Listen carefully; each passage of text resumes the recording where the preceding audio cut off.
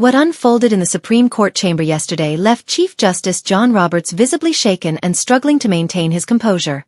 At the same time, Congresswoman Jasmine Crockett's sharp, calm response went viral and marked a defining moment in modern politics. Within just 30 seconds, a routine congressional hearing shifted into one of the most intense political confrontations of 2025. And what Jasmine said next stunned viewers across the country. Before we get into this remarkable exchange, hit the like button if you're ready to see how a young black congresswoman just shifted the landscape of American politics. And don't forget to subscribe, because what's coming next is equally significant. The Supreme Court chamber, normally known for quiet formality and controlled legal arguments, was thrown into confusion when Chief Justice Roberts did something no sitting Chief Justice has ever done. He yelled. Not a raised voice, but a full scream directed at a sitting member of Congress on live television, his face flushing red as cameras captured every moment. But Jasmine Crockett, the 43-year-old first-term congresswoman from Texas, didn't react with fear or hesitation. Her response sent shockwaves across Washington and instantly elevated her global profile. The way she handled the situation, calm, precise and cutting, sparked the worldwide trend, Jasmine clapback, while Roberts found himself scrambling to protect his public image. This wasn't just a political clash. It was the moment the old guard of American leadership was confronted by a younger, confident black woman who refused to be intimidated. And what comes next makes it clear why figures like Jasmine Crockett unsettle the traditional establishment. To understand why this confrontation resonated so deeply, it's important to look at who these two individuals are, and why this moment felt unavoidable. Chief Justice John Roberts, now 70, has led the nation's highest court for nearly 20 years. Appointed by President George W. Bush in 2005, Roberts has worked to present himself as a protector of the court's image, a stabilizing figure whose decisions influence American law for generations. With his perfectly styled silver hair and composed demeanor, Roberts embodies the traditional image of American authority. White, Ivy League educated, and certain of his position. Yet behind that reserved exterior sits a more complex legacy. Roberts has overseen some of the most divisive decisions in recent history, rolling back voting rights protections, opening the door to unlimited corporate political spending, and guiding a court widely viewed as increasingly partisan and less trusted. Critics argue he acts more like a political figure than a jurist, prioritizing influence over fairness. Opposite him stands Jasmine Crockett, representing everything the older establishment finds challenging. At 43, she is considered young for Washington. As a black woman from Dallas, she brings personal insight that many colleagues cannot relate to. Before joining Congress, she worked as a criminal defense attorney representing people who often had little power within the system. She is intelligent, confident, and unwilling to follow the unspoken expectations that pressure newcomers to stay quiet. Crockett quickly gained national attention during her first term through a communication style that blends legal clarity, digital fluency, and a clear moral voice that resonates with millions who feel overlooked by their government. She avoids political jargon and speaks plainly, even when her words make influential figures uncomfortable. That honesty is what set her on a collision course with Roberts. The Supreme Court had just released a ruling that weakened federal protections for reproductive rights in cases involving minors. Roberts, writing for the majority, used language that many critics viewed as insensitive and disconnected from real-world consequences. The ruling required pregnant teenagers to carry unwanted pregnancies to term, even in cases of rape or incest, unless their state chose to offer exceptions. In response, Congress held emergency hearings. Crockett was invited to testify. But what no one anticipated was Roberts appearing unexpectedly, insisting he needed to defend the court's institutional integrity from congressional criticism. The moment Roberts entered the hearing room, everyone sensed a major confrontation was coming. The Chief Justice rarely appears before Congress, and almost never to defend a controversial ruling. His presence sent a clear message. The court was finished tolerating criticism, and he intended to remind Congress of its limits. Crockett, seated at the witness table in a sharp burgundy blazer with her natural hair styled neatly, watched him walk in with the calm focus of an attorney confident in her position. She was prepared for tough exchanges, but she didn't yet realize Roberts was about to hand her the most significant political moment of her career. Yes, more experienced. That's debatable. But let's return to the children affected by your ruling. Chief Justice, do you have daughters? I fail to see how my family is relevant. You have 2 daughters, both adopted, which reflects genuine compassion. Now, imagine one of them, at age 14, becomes pregnant due to rape. Under your ruling, depending on her state, she could be forced to carry that pregnancy to term. How would you feel about that? The room went silent. Roberts opened his mouth but said nothing. The question struck directly because it was personal, specific, and nearly impossible to answer without admitting the ruling's harsh impact or appearing inconsistent. The court's decisions, Roberts finally replied, his voice unsteady, are based on constitutional interpretation, not personal feelings. Personal feelings, Crockett repeated quietly. So when it involves your daughters, it becomes personal. But when it concerns other people's daughters, poor daughters, black daughters, brown daughters, then it's simply constitutional interpretation. That was the moment Roberts lost control. The careful public image he had maintained for decades broke, revealing frustration and anger that were difficult to hide. What followed will be analyzed in political studies for years.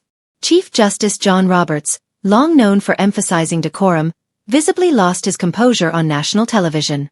"How dare you?" Roberts burst out, rising so quickly his chair nearly fell backward.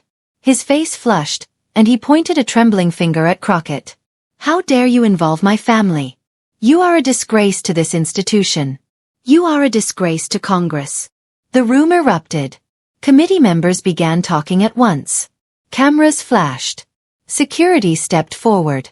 But through it all, Jasmine Crockett remained perfectly still, her hands folded, calmly watching the Chief Justice lose control. "You think you can come in here with your grandstanding and social media sound bites and attack the highest court in the nation?" Roberts continued shouting. "You lack the experience. You lack the intellect. You lack the right." His words were broadcast across every major network and streaming platform. Millions saw the Chief Justice shouting at a black congresswoman whose only offense was asking direct questions about his rulings. But he wasn't finished. In his anger, he said the phrase that would define the moment. "Maybe if you spent more time studying law and less time performing for cameras, you'd understand how government actually works. But I suppose that's too much to expect from someone like you." Someone like you. The words hung in the room with unmistakable meaning. Everyone understood what it implied. Young, black, female, and unwilling to conform. It echoed years of coded messages used to diminish women of color in public life. The room fell silent. Even Republicans looked stunned by what he had said on live television. Chairman Jordan signaled urgently for a recess, but the damage was already complete. Throughout it all, Crockett did not react. She remained composed, watching Roberts's public image unravel. When the shouting finally ended and Roberts stood breathing heavily, his suit rumpled and his hair out of place, Crockett leaned toward her microphone. Her voice was calm and steady. "Chief Justice Roberts," she said, "thank you for that response. You just confirmed every point I was making." Roberts opened his mouth, but Crockett continued at the same even pace. "For 20 minutes, I asked you substantive questions about the legal basis and consequences of your decisions. Questions any appellate lawyer might ask. Questions any constitutional law professor might ask. Questions any concerned citizen is entitled to ask." She paused briefly. "And your response was to yell at me, question my intelligence, and imply that someone like me doesn't belong here. Chief Justice, you have just demonstrated why Americans no longer trust the Supreme Court." Roberts tried to interject, but Crockett continued without raising her voice. "You couldn't justify your decisions, so you redirected your frustration at me. You avoided the impact of your rulings, so you challenged my qualifications. And when the questions became truly difficult, you made it personal." The stakes were clear. This wasn't only about a single ruling. It was about whether the nation's highest court could function without accountability to the public. It was about whether a black woman in Congress could speak directly to power, or whether long-standing networks would try to silence her. Roberts believed his status would intimidate the freshman congresswoman. But he was learning that Jasmine Crockett was not easily intimidated. Tension filled the hearing room from the moment Roberts arrived. Chairman Jim Jordan insisted he be treated with customary respect, but Crockett made clear she would ask him the same direct questions she would ask any witness. The initial exchange was polite, with Roberts offering familiar remarks about judicial independence and constitutional interpretation. But frustration visibly grew on both sides. Roberts clearly expected mild questions and deferential treatment. Crockett continued treating him like any other witness whose decisions affected people's lives. The first sign of pressure on Roberts appeared when she asked about the court's declining public support. "Chief Justice Roberts," she said in an even professional tone. "Recent polls show the Supreme Court now has the lowest approval rating in modern history. Do you believe that may be connected to rulings that appear more political than legal?" Roberts's jaw tightened. "Congresswoman, the court does not issue opinions based on polling. We interpret the Constitution as written, not according to political preferences." "I understand that is your stated view," Crockett replied calmly. "But when your interpretations repeatedly align with the Republican Party's positions on reproductive rights, voting rights, and corporate influence, can you see why the public might have concerns?" The room shifted uncomfortably. This was not the level of deference Roberts expected. Committee Republicans attempted to intervene, but Crockett stayed within procedure and her allotted time. She was following the rules precisely while countering Roberts's talking points piece by piece. Roberts's tone sharpened. "Congresswoman, I would caution you against questioning the integrity of the court or its justices. We are guided by law and precedent, not political trends." That was when Crockett smiled, not warmly, but with the controlled confidence of a lawyer preparing to make a key point. "Chief Justice, let's discuss your recent ruling overturning reproductive protections for minors. How does that align with a commitment to children's welfare?" The question hit directly. Roberts's face grew red, and for the first time, his restrained demeanor slipped. "That is a complete misrepresentation of our decision," he said quickly. "The court simply returned this matter to the states, where it belongs under the Constitution."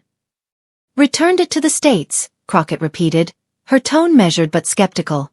"So when a 14-year-old rape victim in Texas cannot receive medical care because your ruling allows states to restrict it, this is constitutional? When children are forced to carry a pregnancy caused by sexual assault because of that decision, this is justice." The room reacted immediately. Republicans objected to the wording. Democrats leaned in, sensing a shift. But attention stayed on Roberts, whose hands tightened around the table. "Congresswoman Crockett," he said, his voice trembling, "you are clearly out of your depth when discussing constitutional law. Perhaps you should leave complex legal matters to those who truly understand them." The remark lingered, heavy and dismissive.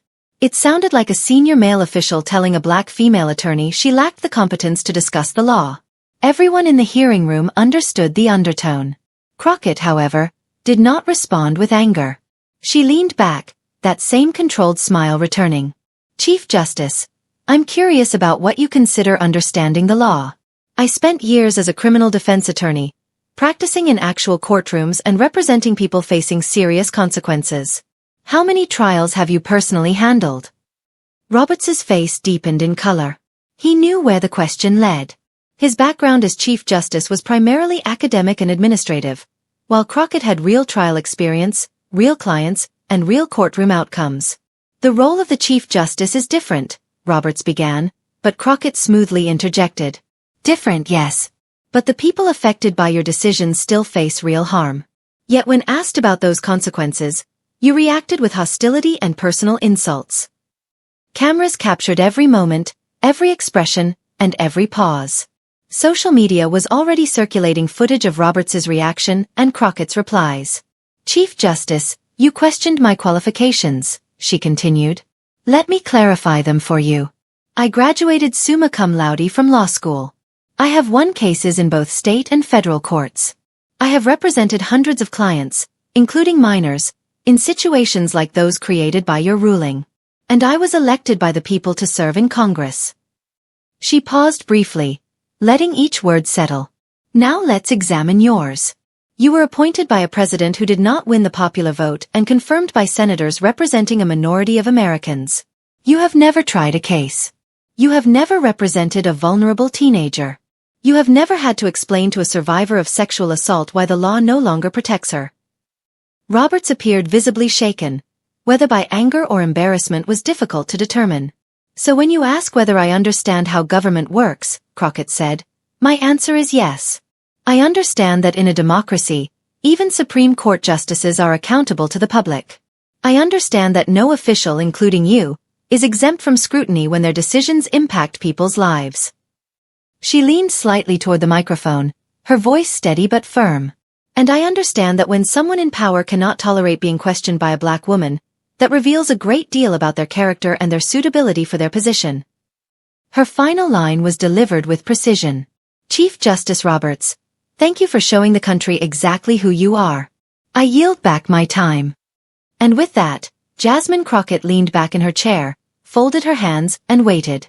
Roberts stood there for a few more seconds, his mouth opening and closing like he had no words left, before finally dropping back into his seat. His face shifted from purple to gray, and his hands were clearly shaking. Committee Chairman Jordan called for an immediate recess, but it made no difference. The impact had already been made. In under 5 minutes, Jasmine Crockett had effectively dismantled the public reputation of the Chief Justice of the United States, relying solely on his own statements and actions. The response was immediate and overwhelming for Roberts. Roberts' rage and Jasmine's clapback were trending globally within minutes. The clip of him shouting, "Someone like you," was being shared millions of times every hour. Legal experts began calling for his resignation, and even conservative voices found it difficult to justify his conduct. But for Jasmine Crockett, this was simply another moment of standing firm for what she believed was right.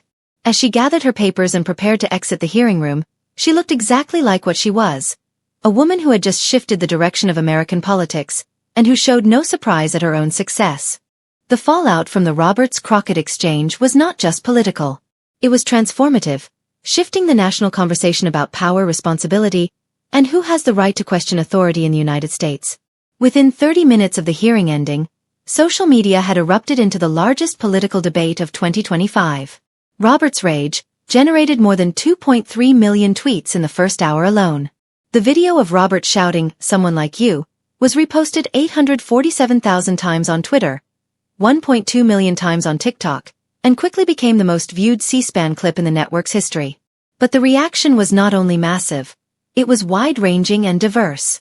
Political figures across the spectrum weighed in, exposing deep divisions in how Americans see leadership and accountability. Progressive leaders immediately backed Crockett. Alexandria Ocasio-Cortez tweeted within minutes, "This is what happens when you challenge power with evidence instead of obedience." Jasmine Crockett just showed America what real leadership looks like. Her post reached 340,000 likes in 2 hours. Senator Bernie Sanders took an even firmer stance. Chief Justice Roberts' unacceptable outburst shows exactly why Supreme Court reform is long overdue. No official is above accountability, especially when children's lives are involved. Yet the most striking support came from an unexpected voice, retired Supreme Court Justice Sandra Day O'Connor. At 95, she rarely commented publicly, but her brief statement through her foundation was direct and damaging. "In 50 years of public service, I have never witnessed such an improper display of temperament from any judicial officer. The court's dignity requires better." Republican reactions were more divided, exposing growing fractures within the conservative movement. Traditional conservatives were disturbed by Roberts' conduct, even while disagreeing with Crockett politically. Senator Romney issued a cautious critique, while Tucker Carlson dedicated a full segment arguing that Roberts had finally revealed his real character, an entitled establishment figure unable to handle questions from someone who actually represents everyday people. The legal field responded quickly and critically. The American Bar Association released an unprecedented statement expressing serious concern over the Chief Justice's departure from expected judicial behavior. Harvard Law School, Roberts' alma mater, announced a review of his honorary roles. Even more damaging were the statements from individual legal scholars. Professor Lawrence Tribe wrote, "In 40 years of constitutional law, I have never seen anything like this. Roberts has severely weakened the court's credibility." Conservative scholar Stephen Calabrese wrote in the Wall Street Journal, "The Chief Justice's conduct was indefensible and has set back judicial authority by decades." International reaction was similarly unfavorable. The BBC led with the headline, "U.S. Chief Justice's outburst shocks world." Le Monde called it, "The day American justice lost its dignity." Even allied nations found it difficult to defend U.S. institutions. But perhaps the strongest responses came from everyday Americans, revealing a public eager for leaders who genuinely stand up for them. Maria Gonzalez, a teacher from Phoenix, posted a TikTok that went viral. "I watched the whole exchange with my teenage daughter. When that older man started yelling at Congresswoman Crockett, my daughter said, 'Mom, she's not backing down.' That's the kind of leader we need. Someone who fights for people, not for a system. David Williams, a veteran from Ohio, posted on Facebook, "I'm a Republican, but Roberts was wrong. You don't shout at a woman doing her job just because you don't like her questions." Crockett was professional. He acted like a child. The political impact appeared quickly. Crockett's campaign received over $2.3 million in donations within 48 hours, mostly from first-time small donors. Her remarks defending her actions were viewed 23 million times across platforms. Meanwhile, Chief Justice Roberts faced resignation demands from multiple groups. A petition on change.org demanding his resignation gathered 890,000 signatures within 3 days. More importantly, several Democratic senators announced they would soon introduce legislation aimed at reforming the Supreme Court. With Roberts' conduct serving as the clearest example of why reform was necessary, the legal consequences were significant. Multiple cases pending before the court suddenly faced questions about whether Roberts could judge them fairly, given the clear display of political bias. Civil rights groups stated they would file motions seeking his recusal in any case involving racial or gender discrimination. Perhaps most damaging for Roberts was that his outburst strengthened long-standing concerns about the Supreme Court's political nature. For years, legal experts had argued that the court behaved more like a partisan institution than a neutral branch of government. Roberts had consistently rejected that claim, presenting himself as an institutionalist defending the court's integrity.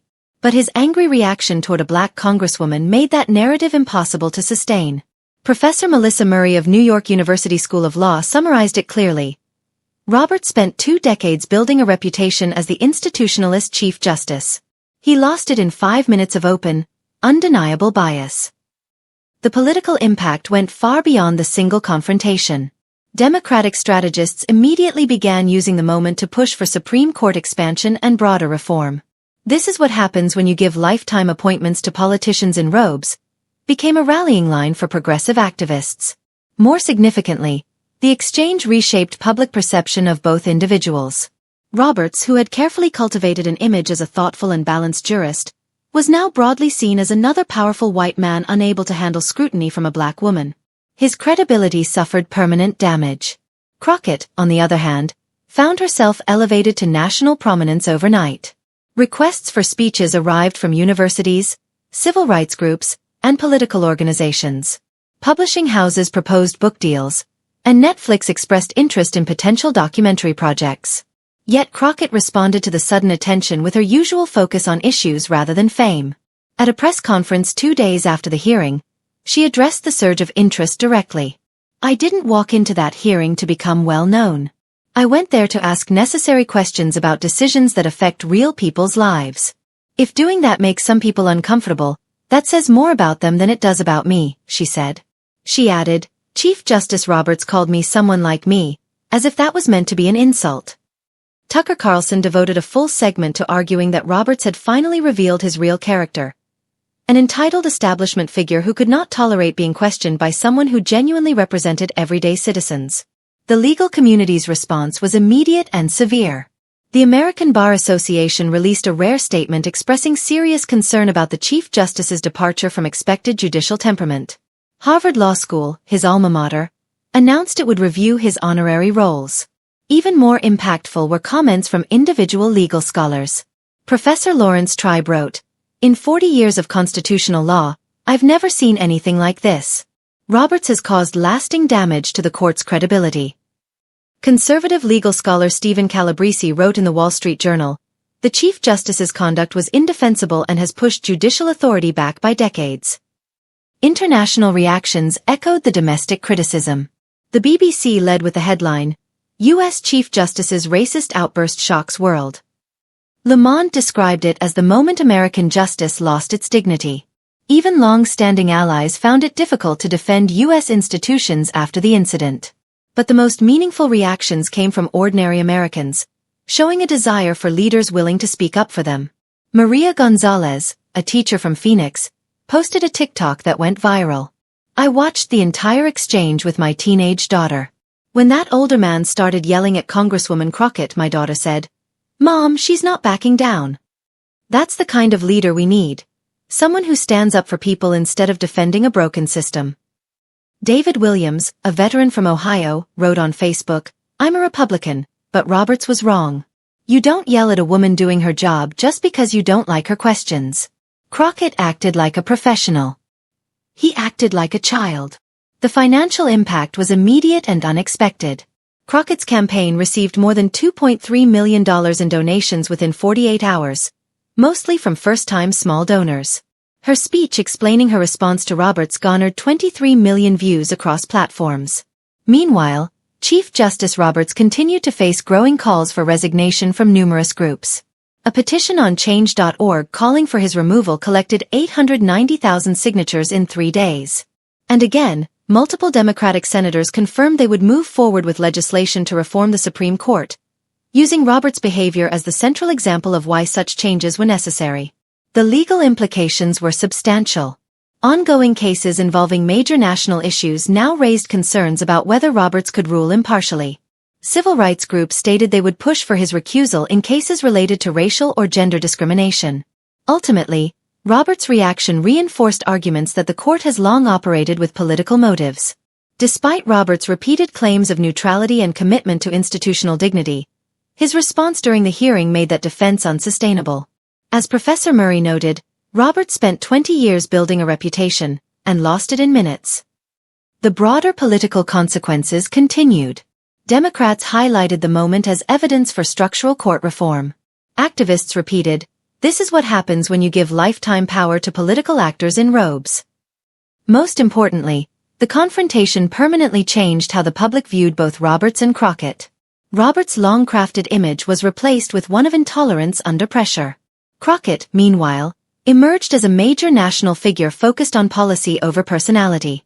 At her press conference she concluded plainly, "Chief Justice Roberts called me someone like me, as if that should have diminished me."